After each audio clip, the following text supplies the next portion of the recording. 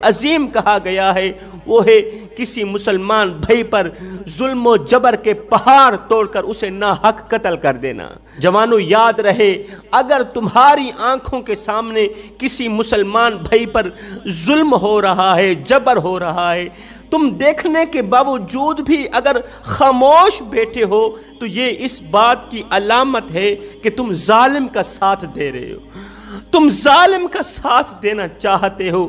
آج فلسطین کے مسلمانوں پر ظلم و جبر و بربریت کے پہاڑ توڑے جا رہے ہیں، اور آج میری قوم کا نوجوان اپنے گھر میں بیٹھ کے سوشل میڈیا کے ذریعے تماشا دیکھ رہا ہے۔